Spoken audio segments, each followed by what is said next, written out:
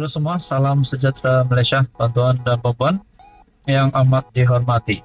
Saudara-saudara, selamat datang ke channel Fels Lifestyle. Terima kasih kerana masih setia bersama di dalam channel ini. Saudara-saudara, sebelum ini kita dikejutkan dengan kenyataan pemimpin daripada UMNO, yaitu Ketua Pemuda UMNO Dr. Akmal Saleh, yang menggelar Menteri DAP Nakorming sebagai bodoh. Dan ini menjadi satu isu yang diperkatakan ramai orang. Ada yang mengecam tindakan Akmal, ada yang tidak suka dengan tindakan Akmal. Namun pada akhirnya DAP di dalam kenyataan baru-baru ini,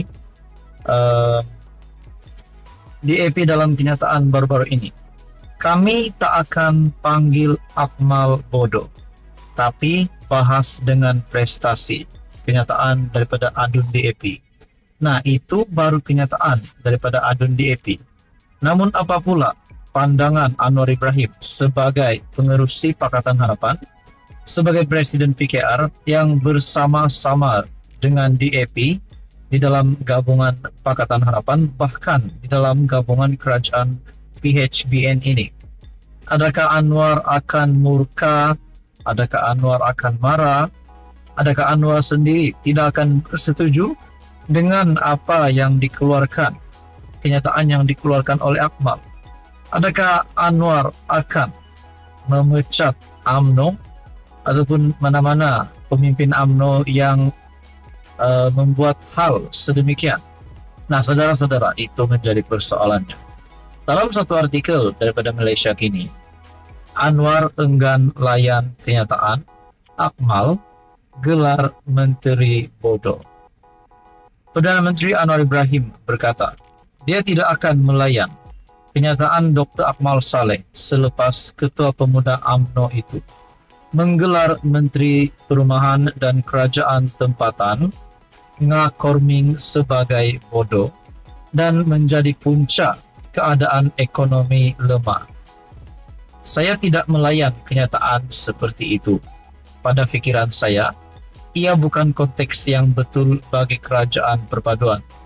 Kita harus bekerja sama, katanya kepada pemberita. Anwar berkata demikian selepas melancarkan konvensyen antarabangsa Dr. Ambedkar dan sambutan ulang tahun kelahiran Dr. Ambedkar ke-133 yang diadakan di Pusat Konvensyen Ideal IDCC di Shah Alam. Kemarin Akmal menafikan kempen boikot yang dilancarkannya sebagai punca ekonomi negara yang semakin teruk. Sebaliknya, Akmal berkata, keadaan ekonomi menjadi buruk kerana terdapat menteri bodoh seperti Menteri Perumahan dan Kerajaan Tempatan Nakorming. Nah, persoalannya, saudara-saudara, adakah di sini DAP dan UMNO sekali lagi akan ada satu isu yang dibahaskan sehingga menimbulkan persengketaan ataupun perbalahan di antara parti gabungan di dalam kerajaan itu?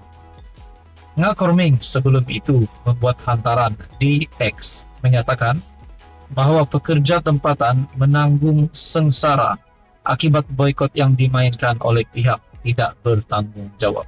Saudara-saudara, tuan-tuan dan puan, apa komen anda berkaitan dengan isu ini? Sekian saja, teruskan bersama di dalam channel ini. Jangan lupa tekan butang like, share dan juga subscribe. Halo semua, salam sejahtera Malaysia. Selamat datang ke channel Fels Lifestyle. Terima kasih kerana masih setia bersama admin di dalam channel ini. Dan kepada yang baru di dalam channel ini, selamat bergabung, admin ucapkan. Nah, saudara-saudara yang amat dihormati, tuan-tuan dan puan-puan, kita di Malaysia, di Sabah, di Sarawak, kita hidup pelbagai kaum. Dan sudah pasti kita sebagai rakyat Malaysia yang perlu menghormati antara satu dengan yang lain. Bukan sahaja di antara kalangan rakyat Malaysia, rakyat biasa, tetapi terutamanya kepada raja-raja Melayu. Kenapa masih ada kes ataupun isu berkaitan dengan penghinaan kepada Raja-Raja Melayu. Ini sudah pasti menyentuh berkaitan dengan isu 3R. Saya mendapat satu maklumat mengejutkan yang pasti menggemparkan seluruh kepimpinan politik di Malaysia dan juga istana negara. Satu artikel daripada Malaysia Kini, hina Agong, pemuda UMNO Pasir Gudang lapor polis. Pemuda UMNO bahagian Pasir Gudang hari ini membuat laporan polis terhadap seorang pemilik akaun Facebook yang membuat hantaran didakwa menghina Yang di-Pertuan Agong Sultan Ibrahim. Ahli Jawatan Kuasa Pemuda UMNO bahagian Pasir Gudang, Mat Yasir Ahmad Basir, membuat laporan itu di Ibu Pejabat Polis IPD Seri Alam di Johor Bahru pagi tadi. Artikel ini pada 14 April. Beliau berkata, hantaran pemilik akaun Facebook bernama Hezri Yassin yang dipercayai seorang pemimpin muda sebuah parti politik disifatkan berunsur fitnah dan menghina institusi diraja. Laporan polis ini dibuat supaya pihak berkuasa dapat mengambil tindakan yang sewajarnya, kerana kita tidak mahu isu dan perkara sebegini akan mengundang rasa tidak hormat dan penghinaan kepada institusi diraja berterusan, katanya ketika ditemui di pekarangan IPD Seri Alam. Pemilik akun Facebook itu dalam hantarannya menyatakan beliau tidak menadahkan tangan ketika bacaan doa dibacakan untuk Yang di-Pertuan Agong dan keluarga diraja semasa khutbah solat Jumaat di sebuah masjid di Johor. Pemilik akaun turut mendakwa doanya hanya diberi kepada pemimpin yang meletakkan agama sebagai nombor satu serta memperjuang dan mempertahankan Islam ketika agama diancam. Sementara itu, Ketua Polis Daerah Seri Alam, Superintenden Muhammad Sohaimi Ishak, ketika dihubungi mengesahkan menerima laporan berkenaan. Beliau berkata, kes tersebut disiasat mengikut Seksyen 4 dalam kurungan 1 Akta Hasutan 1948 serta Seksyen 233 Akta Komunikasi dan Multimedia.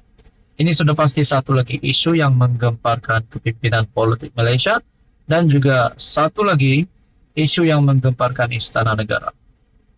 Apapun kita berharap titah-titah baginda Yang di-Pertuan Agong sebelum ini dijunjung oleh seluruh rakyat Malaysia terutamanya. Saudara-saudara, sekian saja, teruskan bersama di dalam channel ini untuk info yang seterusnya.